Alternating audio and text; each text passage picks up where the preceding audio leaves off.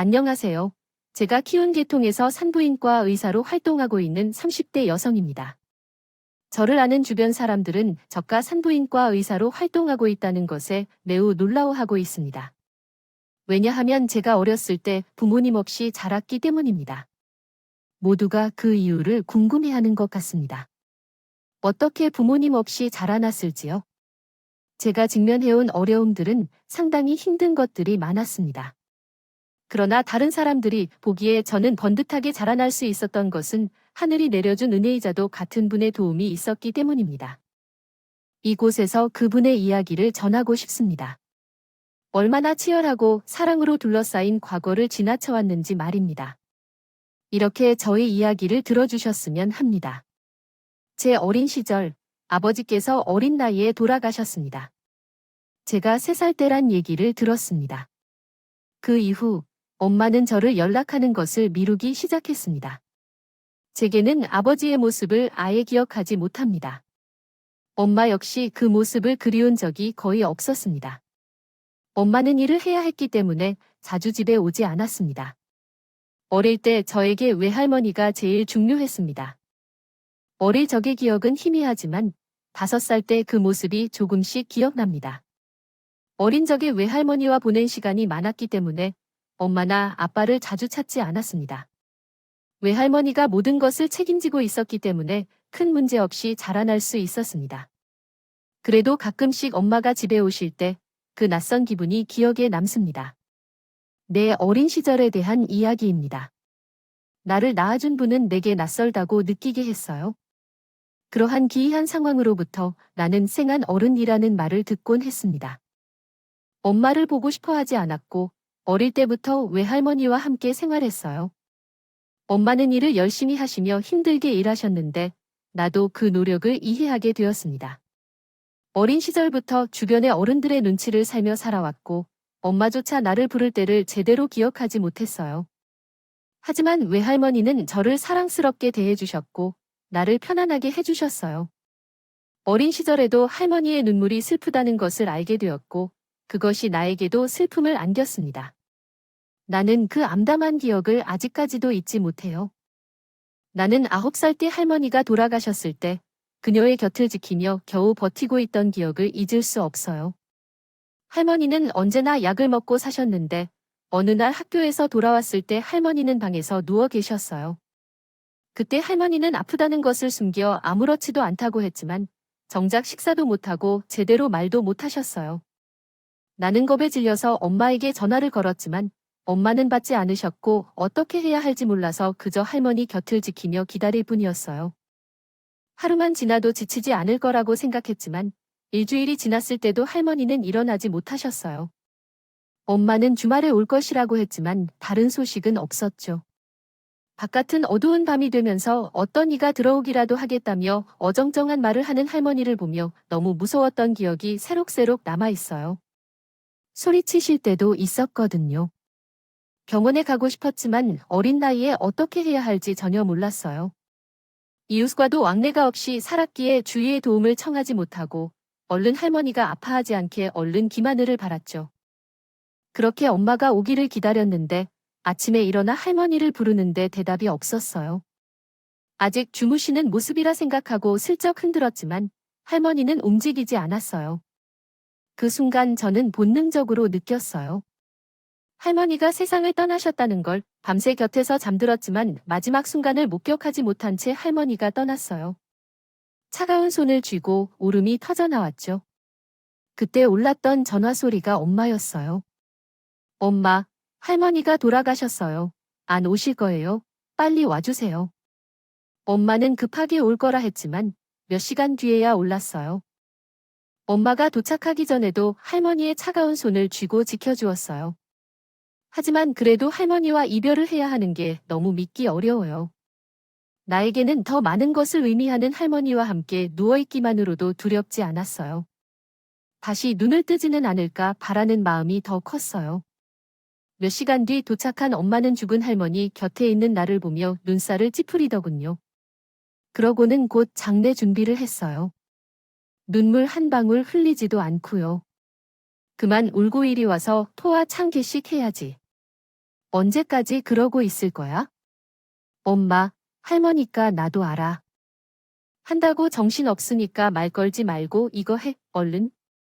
어린 나이에도 엄마의 그런 모습은 정말 이해되지 않았어요. 자신의 엄마가 아니라 마치 남의 일인 양 행동하는 엄마가 원망스럽기도 했고요.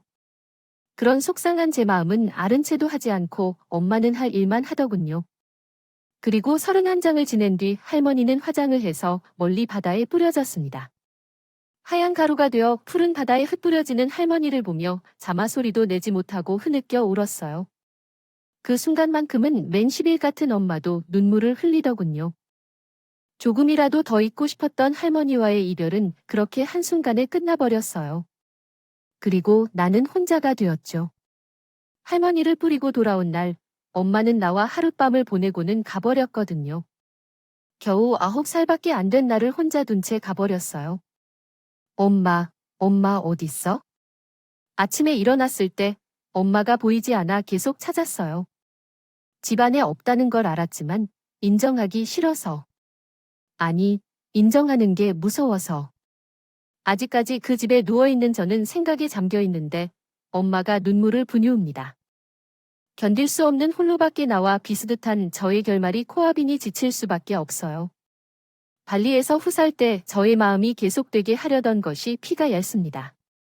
가 돌아다니다 저녁은 지어와 주며 사정해 주려노 배다 먹고 있다면 돼 오랜만에 보는 모습이란 날짜오해 있고 그의 외모를 두는 게 저는 무기력하게 질리다가 조금씩 지루함이 나타나기 시작했다.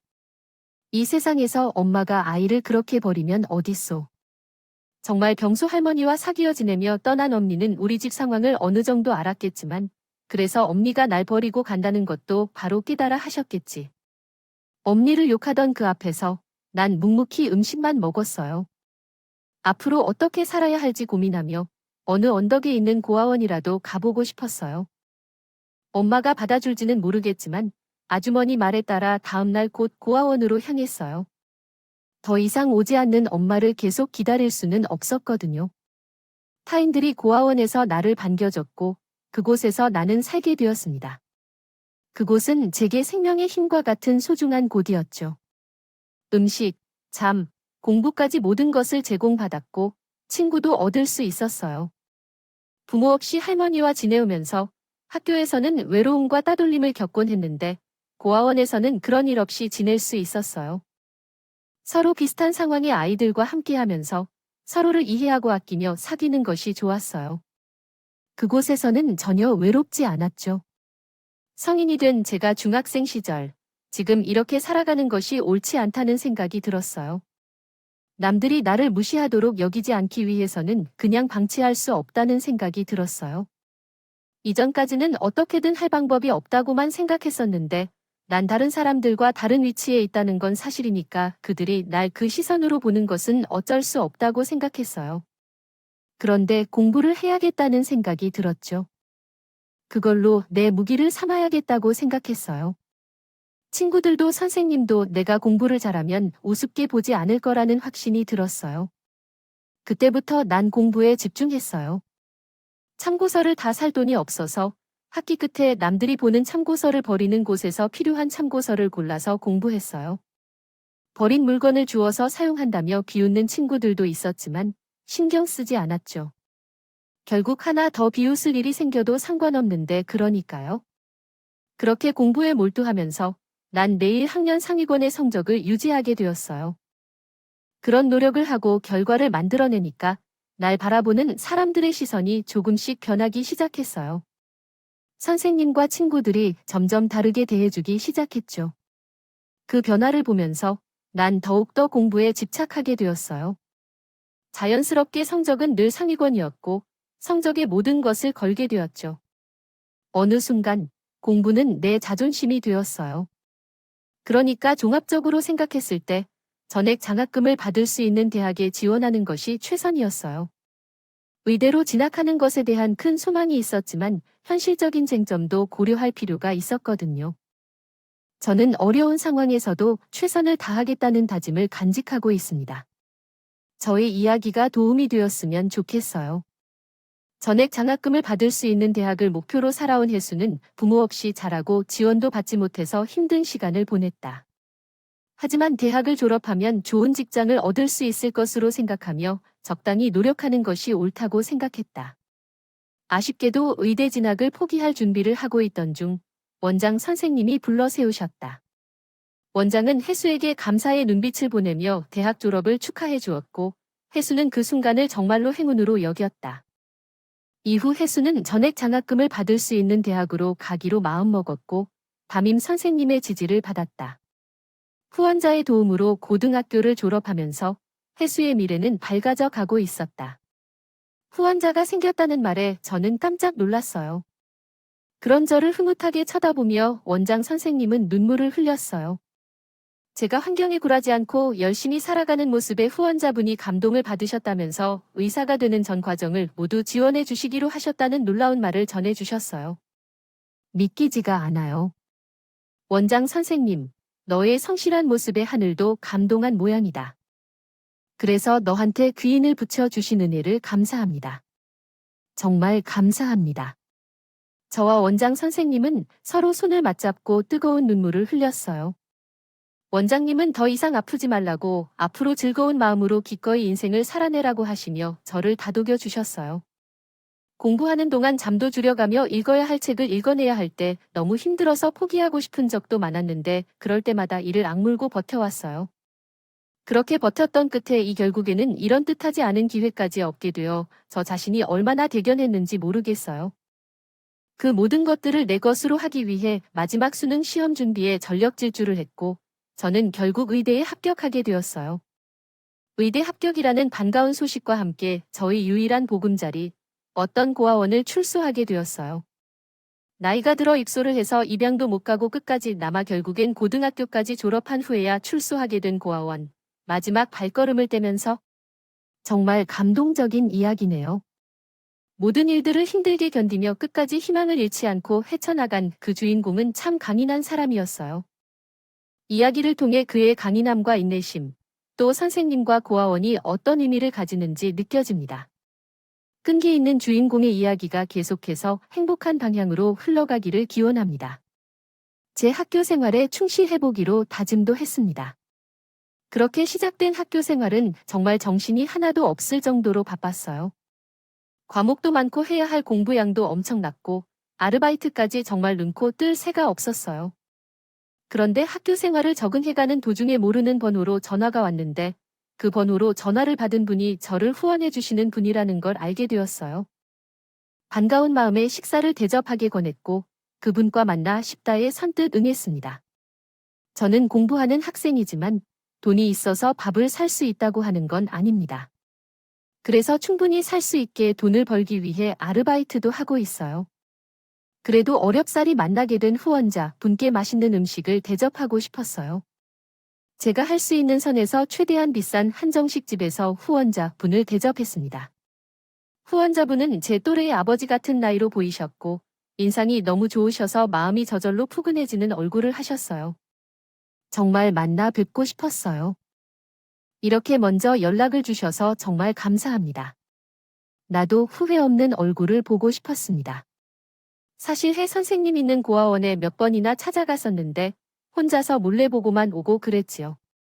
의외의 말씀에 놀랐고 알고 보니 중학생 때부터 꾸준히 후원을 해주셨다고 해요. 나는 그 사실을 뒤늦게 알게 되었을 때 더욱더 놀라고 후원자에 대한 믿음이 커졌다. 그날 맛있는 식사를 하면서 이후 종종 만나게 되었다. 나는 그분을 기다리며 아저씨라고 부르며 따라다녔고 자식이 없는 그분은 마치 내가 달에서 왔다고 말하며 날 맞이해 주셨다. 뒤늦게 그리워하던 것이 한꺼번에 찾아왔다. 대한민국 하늘 아래 어딘가에 살아계시는 엄마의 존재를 생각했지만 어떻게 지내시는지 얼굴도 보지 못하고 고아처럼 살던 나에게 새로 찾아온 아버지 같은 기분도 들었다. 그만큼 아저씨와 함께한 시간은 편안하고 좋았다. 어느 날 아저씨가 내가 하와이 상구방에서 지내고 있다는 것을 알게 되어서 매우 놀랐다. 가격 때문에 구한 숙소였는데 주변에는 술집이 많아 한밤중에도 시끄럽고 술에 취한 사람들로 인해 조용한 날이 없는 곳이었다.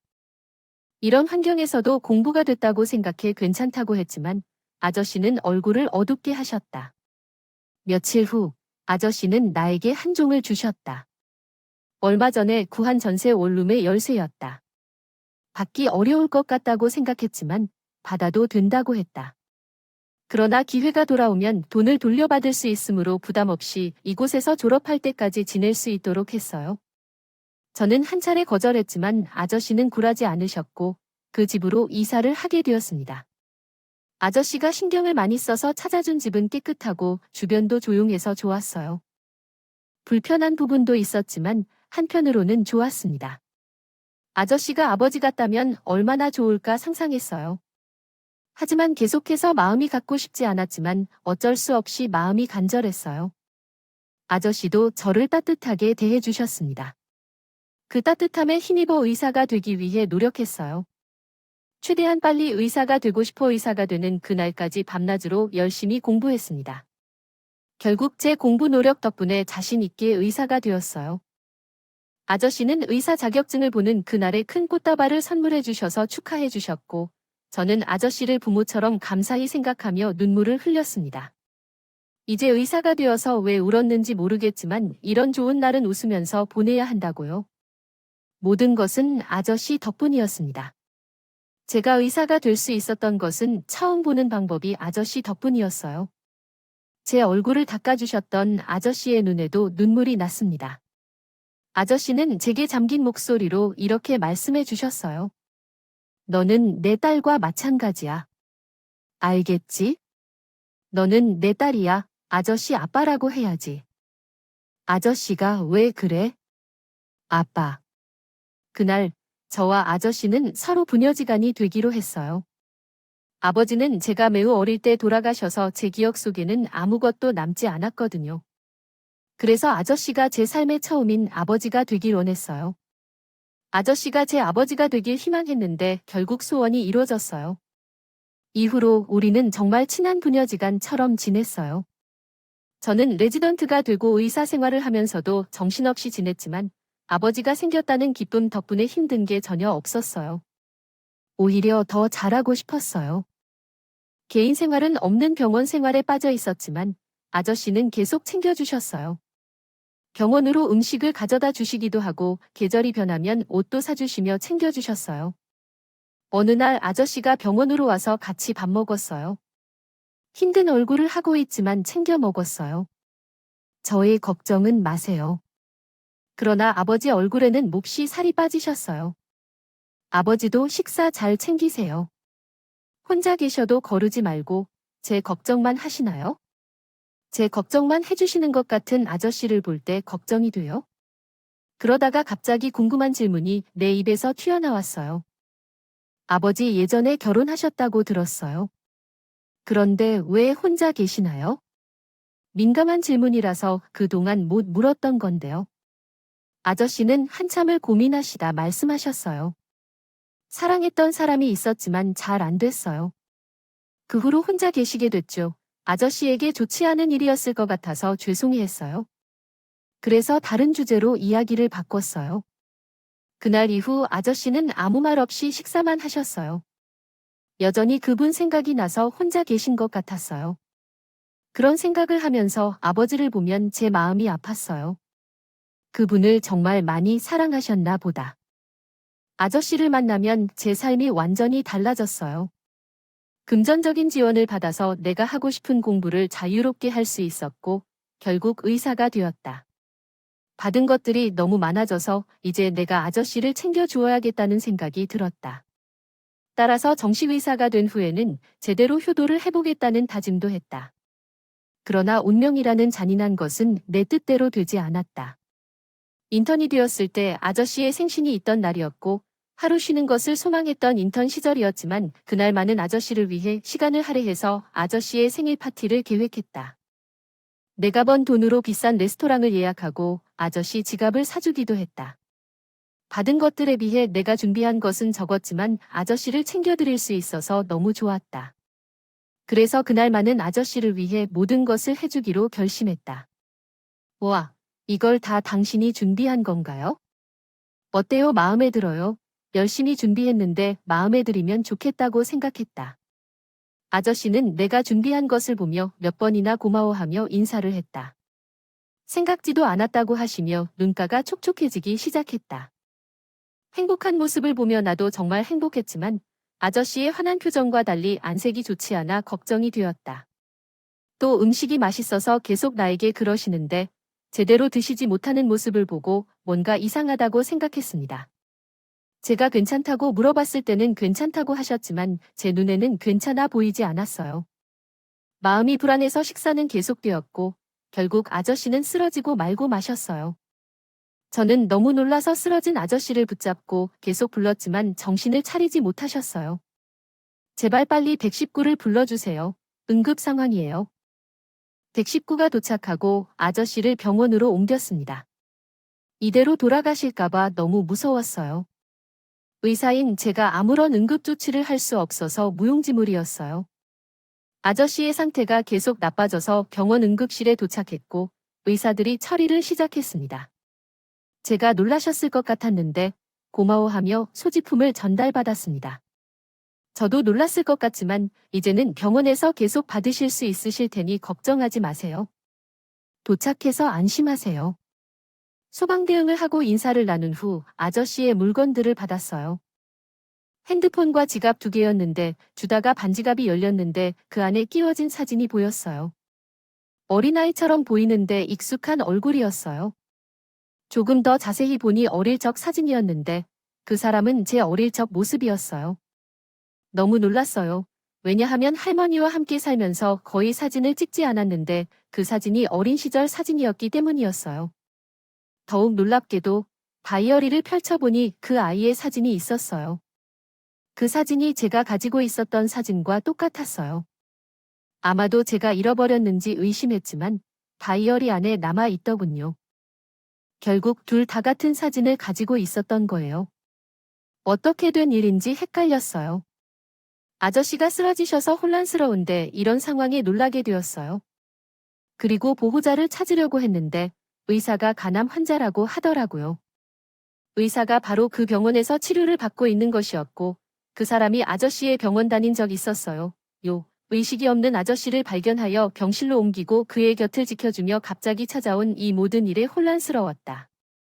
아저씨는 여전히 의식을 회복하지 못하고 얼굴이 고통스러워 보여서 나도 눈물을 흘렸다. 결국 며칠 후에 아저씨가 의식을 차리고 눈을 떴을 때 내가 곁에 있어 다행이었다. 그러나 아저씨는 정작 내 곁에 있어서 안심해하며 웃는데 왜 아무런 말도 없이 있지 않았느고 물었다. 아버지는 내가 걱정하지 말라고 하면서 내 인생에 미련이 없으니까 괜찮다고 했다. 그래도 솔직히 이야기해 주었다면 내가 뭘 할 수 있었을 텐데라며 현명스럽게 진심되게 위로했다. 아버지는 웃으면서 관심 없이 내게 다가간다. 내가 안심하고 진심으로 복구하여 줄 것이라고 말했다. 뒤늦게 소중한 지갑 안의 것을 분실했다고 말하며 내게 소중한 물건이 있다면 분실하지 않도록 조심하라고 지시했다. 나는 아버지께 소중한 물건이 없냐고 써니어 머물었다. 혼자 고민하는 도중 내가 알아챈 얘기였는데 이런 시기에 물어봐도 볼 수 있을까 망설였다. 그러나 호기심을 억누를 수 없어 아버지의 얘기를 들어주었다. 이야기를 묻고자 저를 묻었고 아버지는 궁금한 따위와 흑백노 내즉 지도했다. 어쩌다 된 일인지 생각해봐도 답이 나오질 않았어요. 드디어 정신이 든 분을 잡고 해석을 해도 될까 했지만 뭔가 예감이 향하고 있었던 것 같아요. 그 순간을 참을 수가 없었어요. 제가 그림 이야기를 하는 동안 아저씨는 아무 말 없이 가만히 내 얼굴만 보고 듣기만 하셨어요. 그리고 말을 끝내자 제 손을 잡으며 말씀을 하셨어요. 너는 모르고 살아가길 원했겠지만 그것이 내 결정이 아닌 것 같아. 뭔가 내가 모르는 이야기가 있는 것 같아.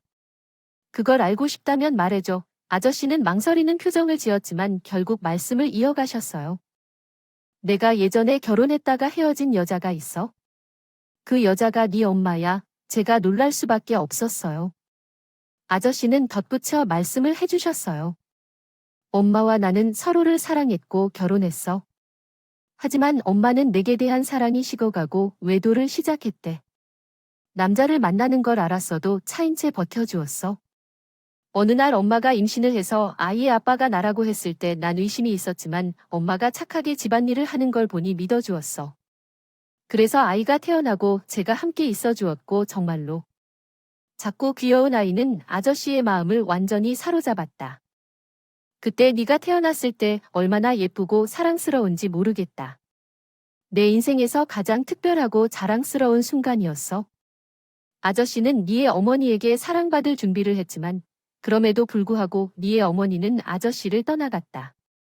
결국 DNA 검사를 통해 아저씨는 자신의 아이가 아닌 것을 알게 되었고 그 충격으로 인해 아저씨는 자신의 아이를 안아줄 수 없었다. 아저씨는 아픔과 슬픔을 이겨내기 힘들었지만 결국 네를 보면서 그 어떤 것도 이겨낼 수 있었다. 그러나 그 이후에도 아저씨는 아픔을 이길 수 없었고 결국 그 아픔 속에서 숨을 쉬는 것이 힘들었어. 아저씨의 눈물이 흘러내리고 둘은 말없이 서로를 이해하려고 했다. 아저씨는 네와 네의 어머니와 헤어진 후 모든 것이 다시 원래대로 돌아갈 거라고 생각했다. 하지만 그게 현실이 아니라는 것을 이해했고 아저씨는 네를 안아줄 수 없는 아픔을 견뎌야만 했다.